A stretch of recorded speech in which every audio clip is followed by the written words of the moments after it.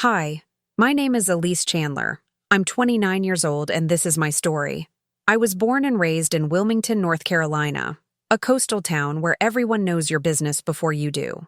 It's a place where gossip spreads faster than the tides and appearances matter more than truth. I used to think that family was the one thing I could count on to be real, steady, and safe. But I've come to learn that sometimes the deepest betrayals don't come from strangers. They come from the ones who share your blood. My story doesn't begin with a grand moment, but rather with the slow, creeping realization that I was always the outsider. My family, especially my older sister Brielle, treated me more like a tolerated guest than a daughter or sibling. Brielle was the star, the princess, the one everyone adored. Blonde, graceful, confident, everything I wasn't. I was quieter, more thoughtful, more interested in books than pageants, more comfortable in jeans than high heels. But in our family, difference wasn't respected. It was ridiculed. Let me know where you're watching from in the comments. I'd love to see how far this story is reaching. And if you're feeling every word of this like I did, don't forget to like and subscribe so you won't miss the rest of this unforgettable journey. Growing up, I often found myself eating dinner alone in the kitchen while Brielle regaled our parents with stories of her cheerleading victories, college romances, or how many likes she got on her newest post. My accomplishments, honor roll, scholarships, even a promotion at the law firm I worked at, were barely acknowledged. It was as if I lived in the background of someone else's life. I tried for years to be enough for them, to impress them, to be seen. But no matter what I did, it felt like I was invisible. And then came the wedding. Brielle's wedding wasn't just an event, it was a performance. She was marrying Carter Westbrook, the son of a wealthy real estate developer from Charlotte. The union was a dream come true for my parents, who saw dollar signs more than love. Everything about the ceremony was designed to be picture perfect, from the custom-made invitations to the imported orchids lining the aisle of the estate they rented in the outskirts of Wilmington. I wasn't asked to be a bridesmaid. I wasn't even asked to give a toast. Instead, I was seated at the back, at a table with distant relatives and people whose names I didn't even recognize. When I asked Brielle why I wasn't part of the ceremony, she laughed and said, "Elise, not everything is about you. Besides, can you imagine you walking down the aisle next to girls like Harper and Zoe? No offense." But offense was taken, not just for that comment, but for every year of subtle slights and exclusion, for every time I had to smile through their judgment and pretend like I didn't care. And as the wedding day approached, something inside me shifted. I wasn't going to show up and play the role of the overlooked sister one more time. I wasn't going to give them the satisfaction of seeing me arrive alone, looking small and unimportant. I didn't need a date to validate me, but I needed something more powerful. I needed presence. I needed to make an entrance that would burn itself into their memories. And life, for once, handed me the perfect storm. It started 3 weeks before the wedding, at a business event in Charlotte. I was attending a legal seminar for work, one of those corporate mixers that most people dread, but I always kind of liked. It gave me the chance to wear something sharp, speak intelligently, and for once, be in a room where no one knew my family or my past. That night, I met Nathaniel Cross. He wasn't flashy or arrogant like the men Brielle usually surrounded herself with. Nate was subtle wealth, tailored suit, confident smile, sharp eyes that missed nothing. We started talking at the bar after he overheard me quoting a Supreme Court ruling during a heated discussion with another attorney. He smiled and said, "Now that's a woman who knows her constitutional law." One drink turned into dinner.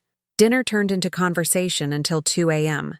I didn't even realize who he was until the next morning, when a coworker nearly dropped her coffee reading the name on the business card he'd given me. Nathaniel Cross, CEO of Cross Development Group, one of the youngest millionaires in the state, known for his philanthropic work, and apparently painfully single. I didn't expect anything to come of it. Men like that didn't stick around. But Nate was different. He called the next day, then the next. A week later, he drove to Wilmington just to take me out for lunch by the water. And 2 days before Brielle's wedding, I told him everything. I told him about my family, about the way they treated me, about how I was dreading walking into that wedding alone, being laughed at behind champagne glasses, being pitied by relatives who whispered, "Poor Elise," still single, still the odd one out. And Nate looked at me, leaned forward, and said with complete sincerity, "Then I'll go with you." I laughed, thinking he was joking. He wasn't. He cleared his schedule, flew into Wilmington the morning of the wedding, wore a charcoal gray suit with cufflinks that probably cost more than my monthly rent. And when I stepped out of the car in a deep emerald gown and saw my family's eyes widen as Nate walked beside me, hand in hand, I felt something I hadn't felt in years. Power. Not because of Nate's money, not because of the way people whispered as we passed by, but because, for the first time, I was being seen. Not for who they thought I was, but for who I really was. My mother nearly dropped her mimosa. Brielle's face tightened as if she'd bitten into something sour. Carter looked visibly confused. "That's Elise's date?" The whispers followed us to our table. People scrambled to introduce themselves to Nate. Brielle's friends, once so quick to dismiss me, suddenly smiled too wide and laughed too loud at my jokes. And through it all, Nate stayed by my side, calm and composed, like this chaos was just background noise. But as the evening progressed, I noticed something deeper stirring in Brielle's expression. It wasn't just surprise or jealousy, it was fear. Because for the first time, I had leveled the field. I had disrupted the narrative she'd crafted, the hierarchy she relied on, and that terrified her. What no one at that wedding knew was that the story wasn't over, that Nate's arrival wasn't the climax. It was only the beginning. Because what happened after that night, what was set into motion by a single walk down a flower-strewn aisle, would unravel everything Brielle had built. Every lie, every betrayal, every secret my family thought they'd buried deep. You see, vengeance doesn't always come screaming.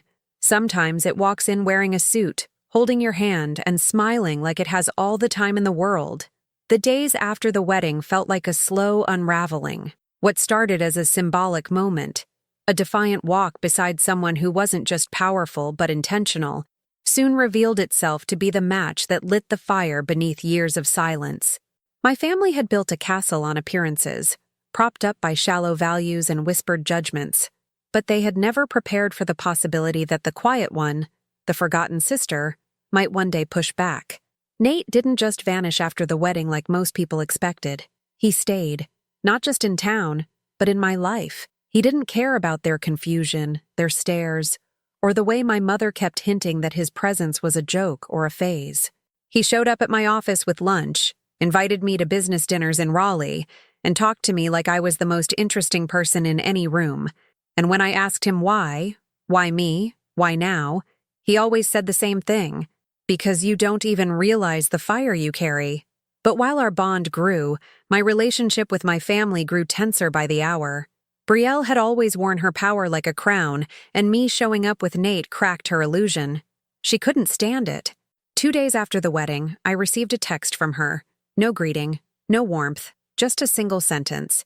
"What are you trying to prove?" I didn't respond. Not immediately. Because truthfully, I wasn't trying to prove anything. Not to her. But it wasn't long before I realized she wasn't just annoyed. She was threatened.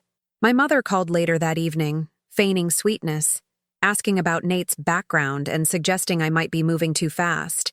It was subtle, manipulative, the kind of tone she used when she was trying to steer me back into line. But I was done playing that role. I stopped answering their messages.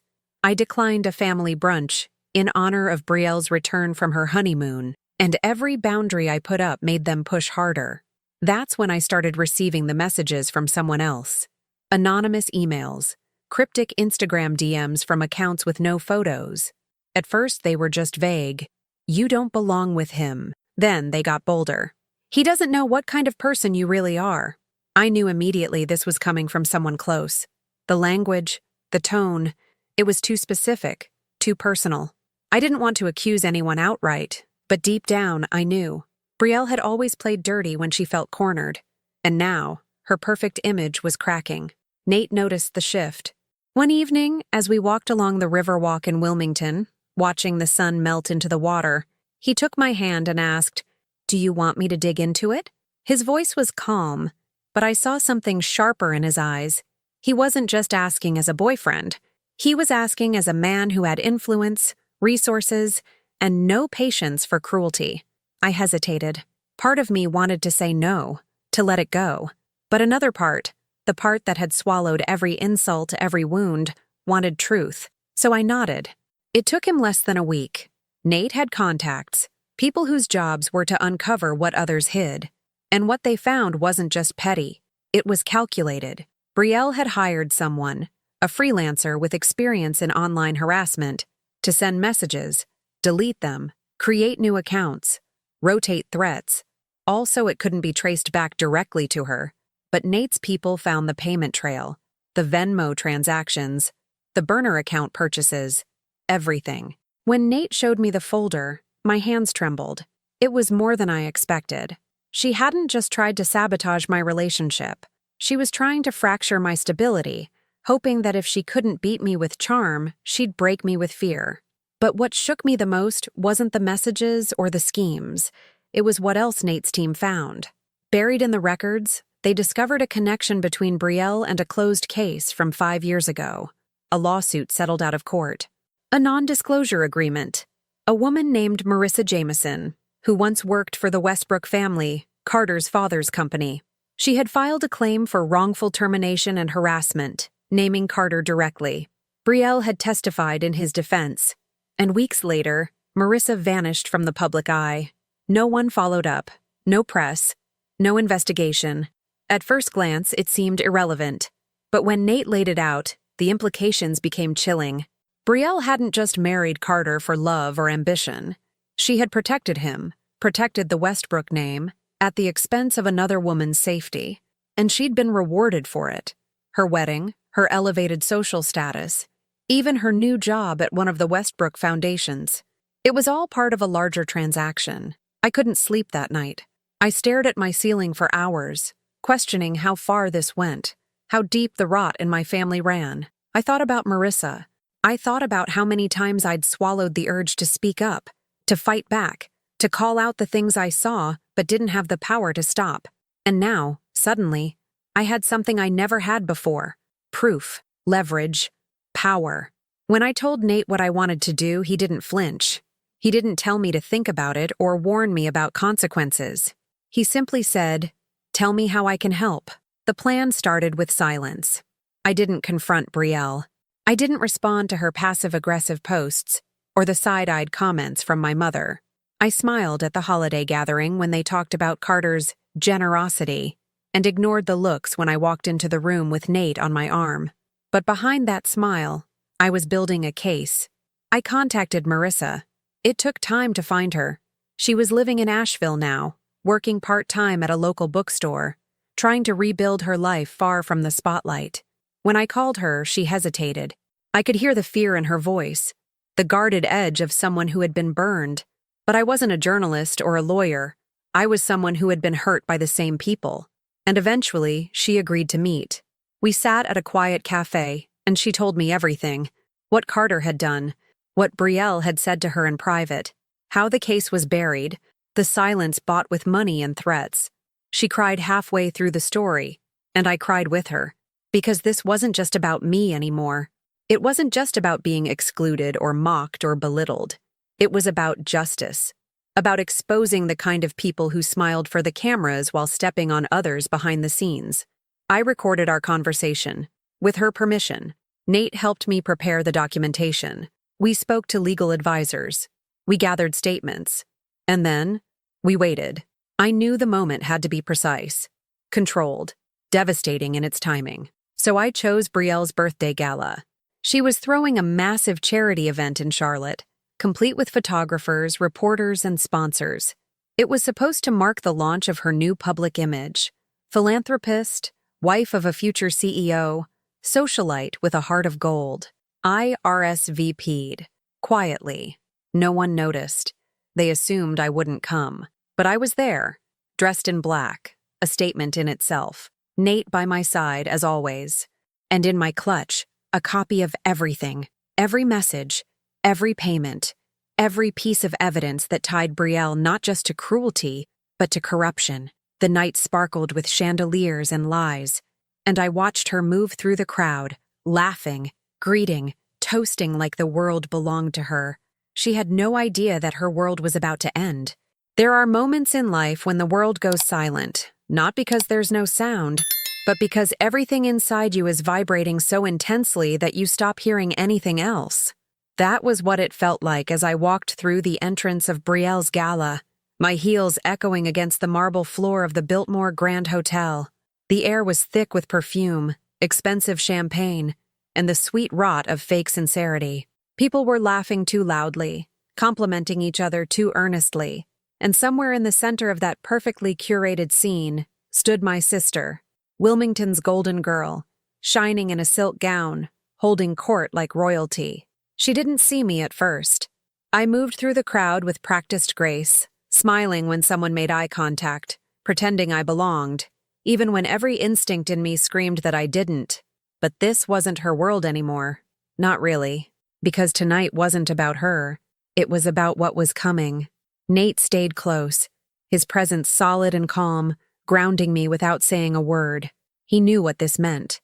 We had gone over the plan a dozen times, mapped out every detail, predicted every reaction, but no amount of planning could prepare me for the way my chest clenched when Brielle finally turned, spotted me, and froze. Her smile faltered for half a second, just enough. Then she recovered, raising her glass as if surprised and delighted to see me. She crossed the room quickly, guests parting like the sea in her wake, and pulled me into a light hug that barely lasted a second. "Elise," she said, her voice sugary, "you came." "I wouldn't miss it for the world," I replied, matching her tone. Her eyes flicked to Nate, who gave her a polite nod. She was trying to read us, calculate the reason for our appearance, decide whether to feel flattered or alarmed. I didn't give her time to do either. "Can we talk?" I asked, tilting my head slightly toward one of the side rooms. Private enough, but still close to the ballroom. Her eyes narrowed for a fraction of a second, then she nodded. We stepped into a quiet lounge lined with velvet chairs and dim lighting. The noise from the party dulled into a distant hum. She sat, legs crossed, poised as ever. I stayed standing. "I know what you did," I said softly. She didn't respond right away. Her face was a mask, polished and unreadable. But I saw it. The flicker of panic, the twitch at the corner of her eye. "Elise," she said carefully, "if this is about the wedding, I already told you. It's not about the wedding." I cut in. "It's about Marissa Jameson, about the NDA, about Carter, about the money that changed hands to make a problem disappear." Her skin paled beneath the soft glow of the chandelier. "You've been digging," she said, voice tight. "No," I said. "I've been watching. For a long time. And now I've stopped pretending." There was a long pause, the kind that stretches so far it almost becomes unbearable. Then she stood, slowly, brushing invisible lint from her gown. "You think you're going to ruin me?" she asked, her voice low. "You think some sob story from a bitter ex-employee is going to undo everything I've built?" "I think the truth always finds a way out," I said. "And tonight, I'm just helping it along." Brielle's eyes darkened. "You don't know what you're doing, don't I?" I took a step closer, because from where I'm standing, it looks like I'm finally holding the cards. She laughed, sharp, hollow. "You were always jealous. You always wanted what I had. Now you think this, what, makes you a hero?" "No," I said. "It makes me free." And then I walked out. Back in the ballroom, the music had shifted into something more dramatic, the lights glowing warmer. The MC was announcing the start of the fundraising appeal, calling attention to Brielle's philanthropic work and her dedication to empowering women. The irony nearly choked me. I nodded to Nate, who pulled his phone from his jacket pocket. In under 10 seconds, a carefully drafted email, complete with attachments, Marissa's statement, financial records, and the timeline of Brielle's involvement, was sent to 3 key journalists in the room, not anonymously, not in secret. From my name, my email. I wasn't hiding anymore. The first reaction came faster than I anticipated. A woman near the bar, a reporter from the Wilmington Gazette, pulled out her phone, read something, and her eyebrows shot up. She whispered to her colleague. A minute later, 2 others checked their devices. The ripple began, and then the questions started. One of the reporters stepped forward, interrupting the MC's speech. "Excuse me," he called. Miss Chandler, could you comment on the accusations regarding Carter Westbrook's past employment misconduct and the recent discovery of financial settlements involving your foundation? The room fell into stunned silence. All heads turned to Brielle. I watched her face, how it drained of color, how her mouth opened and closed, searching for something to say. Carter, seated nearby, stiffened. Another reporter stood up, camera already rolling. Brielle took a step back. "This event is not the time," she began, but they didn't stop.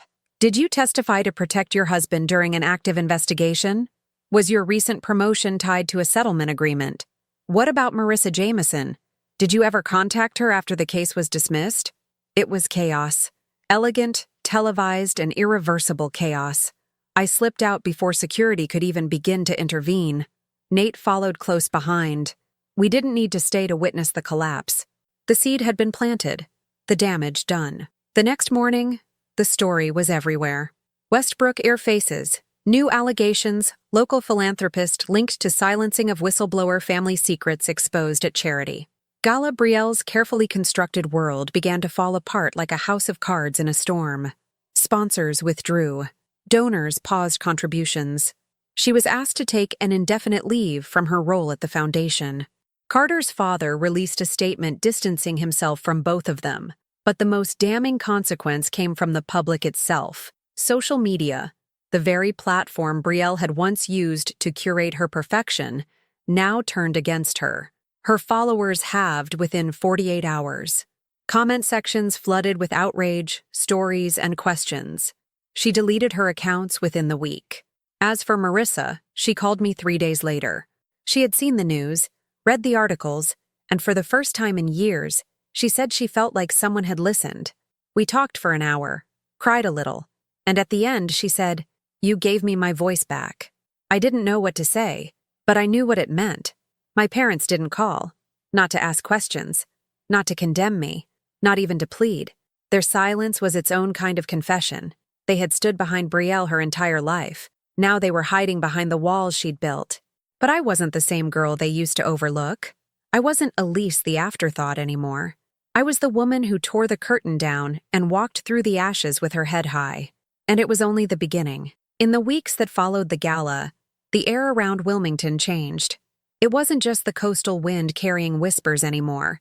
It was the full force of consequence crashing into the Chandler name. And though I didn't revel in the destruction, I didn't regret it either. It wasn't about vengeance for the sake of vengeance. It was about reclaiming a life that had been suppressed, a voice that had been mocked, and a truth that deserved to breathe. Brielle tried to recover. She hired a crisis PR firm, released a vague apology about past decisions made in complex situations, and filmed a video in soft lighting, claiming she had been misled by the people she trusted most. But the damage was deep, and no amount of image crafting could erase what had been revealed. She wasn't the victim. She was the architect, and people were beginning to see her for who she truly was. I expected anger, retaliation, a lawsuit even. But instead, she vanished. Not literally, but socially. No appearances, no new posts, no interviews. The spotlight she had once lived for now terrified her. She became a ghost in the very world she built. My parents, on the other hand, finally reached out. First, it was my mother, calling under the guise of checking in, as if the past month hadn't occurred. Her voice was tight, like she was holding back a lecture that her pride no longer had the power to deliver. She said she was worried about the family name, that maybe I had gone too far. I let her speak. I let her lay every excuse at my feet like a gift I never asked for. When she paused, I asked her one question. When did protecting appearances become more important than protecting your daughters? She didn't answer. She hung up. My father came next, but his silence said more than any words ever could. He sent an email, short and carefully worded. "We love you. We don't support everything that's happened. We hope you'll understand how difficult this is for all of us." I stared at that last line for a long time. For all of us. As if I hadn't been carrying their rejection for years. But I didn't respond. I didn't need to, because I was finally learning how to exist outside of their approval. Nate was a constant through it all. He never asked for recognition, never stepped into the spotlight, even though his support had made everything possible. He simply held space for me, gave me room to grieve, to rage, to reflect. Some nights I'd wake up in a sweat, haunted not by what I'd done, but by the years I'd allowed them to silence me. And Nate would pull me closer and remind me, "You did what they never thought you'd have the courage to do." That kind of strength leaves a scar, but it also builds something new. I began to pour my energy into work, but something shifted there too. I no longer felt the need to overcompensate, to prove I belonged. I was more assertive, more focused. Colleagues who once talked over me began to listen. A partner at the firm asked if I'd consider leading a new community advocacy project, a legal initiative supporting women who'd been silenced in professional environments. I didn't hesitate. I said yes. And through that project, I met women whose stories mirrored mine in different ways. Some had been overlooked, others betrayed. Some were still learning to name their wounds. I didn't see them as clients. I saw them as mirrors, reflections of the parts of me I had been forced to hide. Helping them became more than work. It became healing. But growth isn't always comfortable. There were days I questioned everything, wondered if I had become the very thing I hated, a destroyer, an accuser, a woman who brought down her own sister. Those thoughts crawled in late at night, whispering shame in the quiet moments. One evening, I sat by the marina, watching the boats drift in the fading light. Nate joined me, handing me a coffee without a word. We sat in silence for a while, the wind tugging at my hair, gulls crying above us. "I feel hollow sometimes," I finally admitted. "Like, maybe I did too much. Or maybe not enough. I don't know." He looked at me, eyes soft but firm. "You broke a system that was built to keep you small. That doesn't make you a villain, Elise. That makes you free." I didn't answer. I just leaned into his shoulder and let the waves carry the weight for a while. Spring came, and with it, new beginnings. I moved out of my apartment and into a small house near the historic district. It wasn't fancy, but it was mine. Every book on the shelf, every photo on the wall, every corner of sunlight. It was all curated by me, for me. A space untouched by judgment or performance. Just honesty. I painted the guest room in soft greens, not because I was expecting company, but because it reminded me of resilience, of starting over. And then, unexpectedly, I heard from Brielle. She sent a letter, handwritten, no envelope, just folded paper slipped under my door one morning. I recognized her handwriting instantly. Flawless, elegant, intentional. I stared at it for a long time before I opened it. "Elise, I know you probably hate me. I don't blame you. I think about what I've done every day, and I can't defend it anymore. I won't try, but I also can't erase it. I thought I was building a life that mattered, but I see now it was a mask. And you ripped it off. You forced me to see the person I've become, and I don't like her. I don't expect forgiveness. I just needed to say it. I was wrong. About you. About everything. I didn't cry. I didn't rage. I just folded the letter and placed it in a drawer. It wasn't absolution. It wasn't healing, but it was something. Weeks passed. The town calmed. The headlines faded, but I stayed in motion. I kept building my work, kept writing, kept growing. One afternoon, as I was walking out of a meeting downtown, I passed by a boutique I used to visit with my mother. The window had a new display, bold reds and soft whites, a sign that read, "Reclaim, Rebuild, Rise." Something about it stopped me. I stood there for a minute, letting the phrase settle. Reclaim, rebuild, rise. That's what I had done, and I wasn't finished yet. Because my story wasn't about the downfall of my sister or the silence of my parents. It was about the woman I had become despite them. Strong, whole, unafraid. That night, I stood in front of my mirror. No makeup, no curated mask, just me. I looked into my own eyes and whispered, "You made it." And for the first time in my life, I believed it. It was a rainy Thursday when everything came to a head. The kind of storm that didn't come with violence, but with relentless weight. The sky over Wilmington was a thick gray curtain, and the streets ran slick with water that pooled near the sidewalks, refusing to drain fast enough. I'd always found something oddly comforting about that kind of rain. Steady, insistent, cleansing. But that morning, as I stepped into my office and saw the expression on my assistant's face, I knew that whatever comfort the weather brought wouldn't last long. "There's someone here to see you," she said cautiously. She didn't make an appointment. I opened the door to the small waiting room, and there she was, Brielle. Her hair was pulled back into a low knot, makeup minimal, clothes simple, no designer logos, no statement jewelry, none of the armor she used to wear like skin. She stood up when she saw me, her hands clenched at her sides, eyes unreadable. "I need to talk to you," she said. "Please." I stared at her for a moment, then nodded slowly and led her into the conference room. I didn't offer her coffee or small talk. I just waited. She didn't sit. "I know you probably don't believe me, but I've been trying to figure out how to do this," she said. Her voice was steadier than I expected. "How to come to you without sounding like I'm begging for something. But I guess there's no right way." I stayed quiet. Brielle let out a slow breath and finally looked at me directly. "Carter left. He said I'm a liability now." His words. He didn't even have the decency to say it to my face. He sent a lawyer with divorce papers and a list of statements I'm not allowed to make. About the lawsuit. About him. About anything. I kept my arms crossed. "You helped protect him." "I know," she said, almost whispering. "And I did it because I thought that's what love looked like. I thought survival meant aligning myself with people who had power. I thought if I could just stay close to the right names, I could matter." Her voice cracked, but she didn't cry. "I lied to myself for so long, Elise.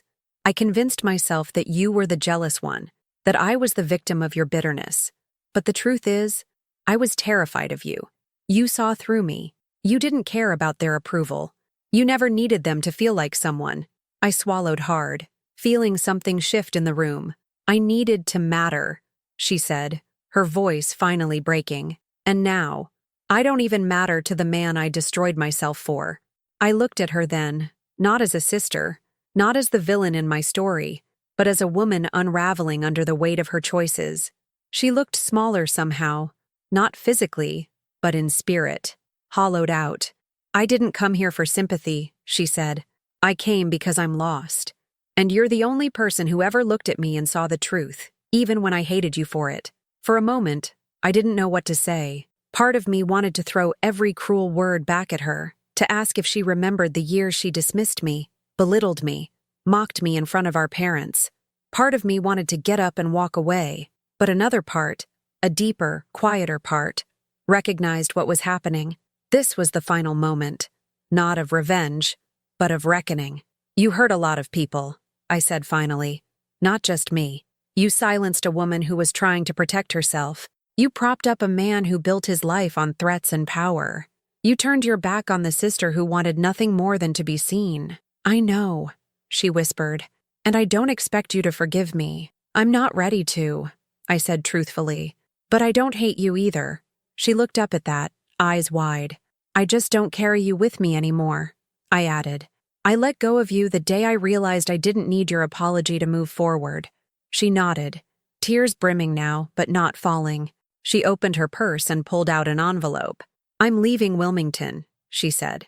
"For good. I don't know where I'm going yet, but I don't want to keep running in the same circles, making the same mistakes." She placed the envelope on the table. "This is for Marissa. I sold a few things. Jewelry, bags, things that meant nothing but status. It's not enough, but it's what I could give without making it look like I was trying to save face." I didn't touch it. Not yet. She lingered for a second longer, then gave me a small nod and walked out. I sat down slowly, the weight of the conversation settling in my bones. I stared at the envelope, unsure of what it meant in the grand scheme of things. It wasn't redemption. It wasn't closure. But maybe it was a first step, a clumsy, imperfect one. That evening, I called Marissa, told her about the visit, about the envelope. She was quiet for a long time, then said, "She doesn't get to fix this with money, but maybe she's trying to unbreak something, even if she doesn't know how." I offered to meet her the next day and deliver the money in person. She agreed. The next morning, I drove to Asheville, windows down, the spring air washing over me like a baptism. I met Marissa at the same cafe where we'd first talked. Her smile was tired, but real. When I handed her the envelope, she didn't open it. She just held it, stared at it like it was something foreign. "I thought I'd never hear her name again," she said, "let alone see a gesture like this. Does it help?" I asked. She nodded, not in the way she might hope, but in the way that reminds me people can change, even just a little. We talked for hours that day, about life, about healing, about how sometimes justice doesn't look like a courtroom. It looks like a woman choosing herself after years of erasure. When I drove home, the sky was clear again. The storm had passed, both inside and out. Nate was waiting on the porch, a glass of wine in each hand. He handed me one and kissed my forehead. "How'd it go?" he asked. "It wasn't perfect," I said, "but it was honest." He smiled. "That's all it needs to be." We sat in silence, watching the sun dip behind the houses, the last of the light painting the world in gold. And for the first time in what felt like years, I didn't feel like I was carrying the weight of everything that had been done to me. I felt light, grounded, alive. The climax wasn't loud. It wasn't a dramatic confrontation or a courtroom scene or some explosive revelation. It was a quiet breaking of a cycle, a woman reclaiming her story, a sister acknowledging her role in the pain, a new chapter beginning not with triumph, but with truth. And in that truth, I found everything I'd been looking for all along. The house was quiet, filled with the kind of silence that didn't feel empty, but whole. The kind that comes after a storm, when every window has been shut, every floor swept clean, and what remains is not ruin, but stillness. I stood by the window of my new home, watching the wind dance through the trees outside, and I realized I could breathe again, not the shallow breaths of survival, but the kind that filled your lungs and made your chest ache with the unfamiliar weight of peace. I had not expected life to feel this way after everything. I had prepared myself for fallout, for loneliness, for the ache of unfinished wounds and scorched bridges. But what I found instead was space. Space to be, to create, to forgive, to feel. And that, I was learning, was more powerful than revenge. My days settled into a new rhythm. I would wake early, sometimes before the sun, and let the morning light spill through the curtains as I sipped coffee on the porch. My work with the legal initiative grew rapidly. More women reached out. More stories poured in. We weren't just addressing individual cases anymore. We were shaping policy, advising firms, changing how workplaces responded to misconduct and power imbalances. What had begun as a whisper of resistance had become a movement, and I was no longer working in the shadows. I had been featured in a local profile piece, "The Woman Who Spoke When No One Else Would," and though I didn't care much for headlines, I knew the importance of visibility, not for me, but for the women watching from the sidelines, wondering if they too could stand up. I received letters, dozens of them, from strangers, from former classmates, even from colleagues I hadn't spoken to in years. Some shared their own experiences. Others simply said thank you. One letter, handwritten on blue stationery, stayed with me longer than the others. It read, "I didn't think I was allowed to fight back. Your story made me believe I could. That was when I truly understood what I had done. I hadn't just brought my sister's empire crashing down. I had built something stronger in its place. A foundation of truth, scarred but standing." Brielle never returned to Wilmington. Word spread that she had moved to Seattle, working anonymously with a nonprofit under a different name. Some said she was living in a small apartment above a bookstore. Others claimed she had gone into therapy full-time. I never confirmed any of it, and I didn't need to. The letter she left me had been her only goodbye, and though it had no apology for every scar, it carried the weight of a woman trying to shed the skin of her past. I didn't hate her. I didn't miss her either. But I carried her as a reminder of how far I'd come and how much I'd refused to inherit. As for my parents, they became background noise. We spoke occasionally, on holidays, out of habit more than connection. The conversations were shallow, mechanical. My mother still tried to steer the narrative, asking pointed questions about my work, about Nate, about whether I'd moved on. I would answer politely, but I never gave her the power she once held. That leash had snapped long ago. My father said little. A man of few words, he chose silence over confrontation. But once, during a strained dinner at a local restaurant, He leaned across the table and said, "You're stronger than any of us ever gave you credit for." I didn't reply. I just nodded, and that was enough. Nate remained my constant. We had grown quietly, side by side, not in the whirlwind of fairy tale romance, but in something deeper, partnership. He never needed to be the hero. He never asked to be in the spotlight. He simply stood beside me, steady and patient, letting me take the lead in my own story. One evening, as we walked hand in hand down the beach near Wrightsville, the sky blushing with sunset, he turned to me and said, "You know, when I first met you, I knew you were going to shake something loose." I smiled. "You mean ruin everything?" "No," he said. "I mean rebuild it, brick by brick, with something real." And that was what life became, real.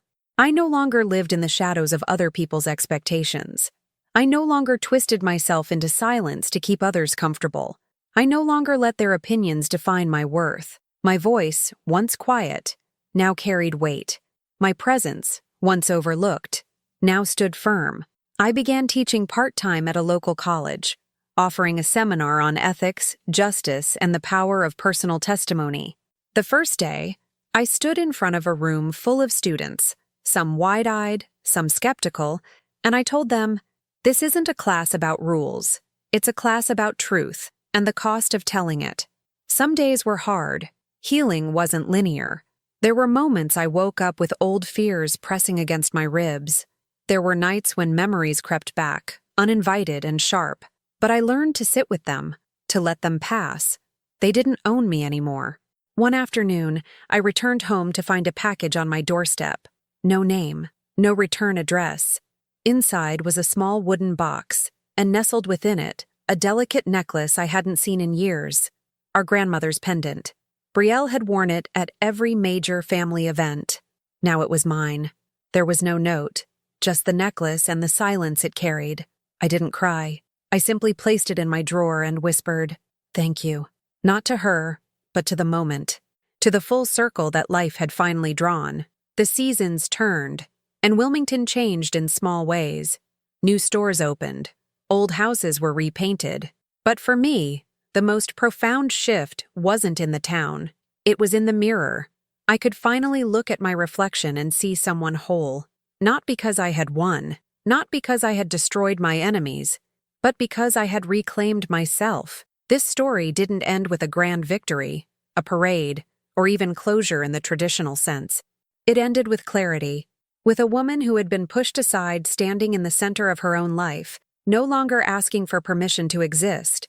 I had walked into that wedding alone, and yes, a millionaire had walked beside me, but he wasn't the victory. He wasn't the redemption. He was the witness.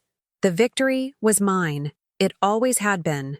The sun rose slow and golden over Wilmington, spilling light across the front porch where I sat with a notebook in my lap and a pen balanced between my fingers. The scent of salt from the ocean mixed with the faint aroma of blooming jasmine from the side yard. I had come to love this time of day. The stillness, the promise of beginning, the quiet reminder that no matter what came before, the morning always returned. It was a peace I never thought I would earn. A kind of gentle joy that required no permission and no audience. It had been almost a year since Brielle's gala, a year since I made a decision that changed not only my life, but the course of my family's legacy. And in that time, so much had shifted that the version of me who once hesitated to speak up felt like a distant echo, almost unrecognizable now. I didn't erase her. I carried her. But she was no longer leading the story. I was. The nonprofit I helped build had grown into something larger than I could have imagined. We expanded beyond North Carolina, launching workshops and legal clinics in 3 other states. I traveled often, sometimes speaking at conferences, sometimes simply listening to stories told by women who, like me, had once felt voiceless. I never got used to hearing people call me an advocate or a leader, but I stopped rejecting it. I let those words settle into my skin, not as labels, but as acknowledgement. Nate and I moved in together officially that spring. There was no proposal, no dramatic shift, just a quiet understanding that our lives were already woven tightly together. We bought a house with wide windows and creaky floorboards, and every morning, He brewed the coffee while I scribbled notes on the backs of receipts and napkins. It was a rhythm that made sense. Uncomplicated, consistent, real. He never once asked me to be someone else. He never tried to fix what he didn't understand. When I had nightmares, flickers of old fears dressed up in new disguises, he held my hand until the tremors passed. When I doubted myself, he didn't drown me in platitudes. He reminded me of the facts, of what I'd built, of who I'd become. There were days when grief still knocked quietly at my door. Grief for the years I lost trying to fit into a family that refused to make space for me. Grief for the innocence I shed when I realized that sometimes love comes with conditions. And there was grief for Brielle, not for the person she had been, but for the sister I once hoped she could be. I hadn't heard from her again after she left town. The envelope with our grandmother's necklace was her final word. It was enough, a punctuation mark at the end of a long, bitter sentence. I had no desire to reopen that chapter, but sometimes I caught myself wondering what her life looked like now, whether she had found peace in anonymity, whether she had finally stopped chasing approval like a prize. I hoped she had. Even after everything, I hoped she'd learned how to sit with herself in the quiet and not feel like she needed to run. My parents faded into the periphery of my life. We exchanged cards on holidays, the kind with pre-written messages and short notes added in stiff handwriting. Our conversations remained shallow. Weather, health, the occasional memory that meant little. I no longer ached for their approval. And in that distance, I found a strange sense of freedom. I wasn't angry. I wasn't bitter. I was simply done. One morning, I received a letter from a girl named Hannah who had read my interview in a national publication. She was 17. She wrote about feeling like a ghost in her own home, about having dreams she was afraid to say out loud because she'd been laughed at too many times. She said she didn't know how to be brave, but that she wanted to try. I sat with that letter for an hour before writing back. I told her what I wished someone had told me at 17, that courage doesn't always roar. Sometimes it begins as a whisper that says, "Not this time." That choosing yourself will never feel easy at first, but it will always be worth it. That the people who are meant to see you will never ask you to shrink, and that she wasn't alone. We exchanged letters for months. She told me when she finally applied to a college out of state, when she spoke up during a family dinner, when she got her first job and bought a necklace that made her feel powerful, and one day, she ended her letter with, "Thank you for standing up. Because when you did, you gave me the permission to try." I cried after reading that. Not because I was sad, but because I finally understood something I had carried for so long without words. The real revenge, the real triumph, wasn't watching someone fall. It was helping someone rise. On the anniversary of the gala, I returned to the same cafe where I'd first met Marissa. She was already seated at our usual table, a cup of tea in her hands, a smile on her face that no longer looked haunted. She had started a podcast, a place for women to share their stories anonymously. It had hundreds of listeners. She was dating someone new. She was taking yoga classes, living, thriving. We talked for hours the way old friends do. We didn't rehash the past. We didn't need to. We talked about future projects, about things we wanted to build. And as we hugged goodbye, she whispered, "You saved me, Elise." I shook my head. "No, you saved yourself. I just made noise when no one else would." That night, I stood in front of my bathroom mirror and looked at myself, not searching for flaws or reciting affirmations, but simply observing. I had laugh lines now, tiny creases at the corners of my eyes, a scar on my forearm from a hiking trip. My body had changed. My voice had deepened. I looked like a woman who had been through something, who had survived, and I loved her. I turned off the light, walked into the bedroom where Nate was reading, and curled up beside him. He set his book down and kissed the top of my head. "Long day?" he asked. "Good day," I said softly. He smiled and pulled me closer. The future didn't scare me anymore. I had no illusions that life would be simple. There would be more challenges, more choices, more moments that asked me to be brave when I wanted to retreat. But now I knew I could rise. I had done it before, and I would do it again. Because once you reclaim your voice, no one can take it from you. And once you rewrite your story, you don't go back to the first draft. I had arrived alone to that wedding. I had been laughed at, dismissed, belittled. But now I was the woman who walked forward anyway. And behind me trailed not just the ghosts of who I had been, but the women who would one day follow, whispering their own "not this time" into the silence. That is how change begins. That is how it continues. And that is how it lasts. Have you ever stood up against your own family to protect your truth, even when it meant walking away from everything you thought you needed? Share your thoughts in the comments.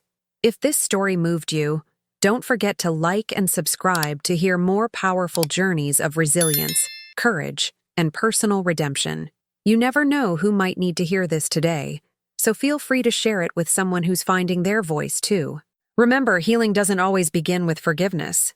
Sometimes it starts the moment you decide to stop being silent.